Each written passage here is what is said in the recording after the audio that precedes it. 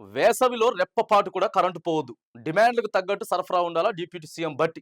Field visits తో transmission వ్యవస్థను బలోపేతం చేయండి. కరెంట్ సరఫరా ప్లానింగ్ పై మీటింగ్ లో ఎస్పీడీసీఎల్, ఎన్పీడీసీఎల్, ట్రాన్స్కో ఉన్నతాధికారులకు ఆదేశం. విద్యుత్ సమస్యలపై టోల్ ఫ్రీ నంబర్ 1912 పై ప్రచారం చేయాలని చెప్పేసి సూచన. ఇక వేసవి కాలం వస్తా ఉంది కదా, కరెంటు సమస్యలు రావద్దు అని చెప్పి బట్టి విక్రమార్క గారు మరి ఎన్పీడీసీఎల్లో ఉన్నటువంటి అధికారులందరినీ కూడా మరి ఆదేశిస్తా ఉన్నాడు.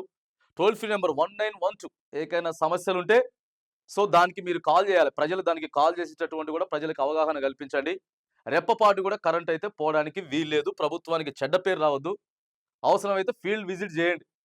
ఎక్కడైతే ట్రాన్స్ఫార్మర్లు ఇబ్బంది ఉన్నాయి, లేకపోతే ఎక్కడైతే మరి లో కరెంట్ ఉన్నది, అక్కడ వాటన్నిటిని కూడా మీరు తిరిగి వాటిని చేసేటటువంటి ప్రయత్నం చేయండి.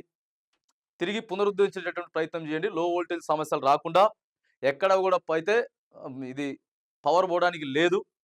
ప్రజలకంతా కూడా మనం స్ట్రిక్ట్‌గా పనిచేయాలి, ఇబ్బందులు లేకుండా చూడాలని చెప్పి మరి ఆదేశాలు జారీ చేస్తా ఉన్నారు. ఒక్కోసారి బట్టి గారి మాట వింటారు, అధికారులు వినరు. ఎందుకంటే 200 యూనిట్ల కరెంట్ ఉన్నది కదా, దాంట్లో అర్హత ఉండి రేషన్ కార్డు వచ్చిన బిల్లు వస్తే పోయి అడగకండి అంటే వీళ్ళు పొద్దుగూకల పోయి ఇళ్ళ కాడే ఉంటారు. పొద్దుగూకల పోయి ఇళ్ళ కాడే ఉంటారు. మరి బట్టి మాట వినుండ్రి. బట్టి మాట వినకపోతే ఏదో ఒక సందర్భంలో వీడియోలు వైరల్ అవుతాయి, హైలైట్ అవుతాయి. ఆ అధికారి సస్పెండ్ అవ్వాల్సినటువంటి పరిస్థితులు కూడా ఉంటాయి. బట్టి విక్రమార్క గారు సిన్సియర్‌గా పనిచేస్తా ఉన్నారు ప్రభుత్వంలో. దళిత నాయకుడు, దళిత వ్యక్తి. ఆయన మాటను మీరు తీసుకోండి, సుమోటోగా తీసుకోండి, ఆయన మాటను స్వీకరించండి. ఆయన చెప్తే చెప్పిండ్లే అనుకుంటే అది ఇక మీ ఇష్టం, అది మీ ఇష్టం.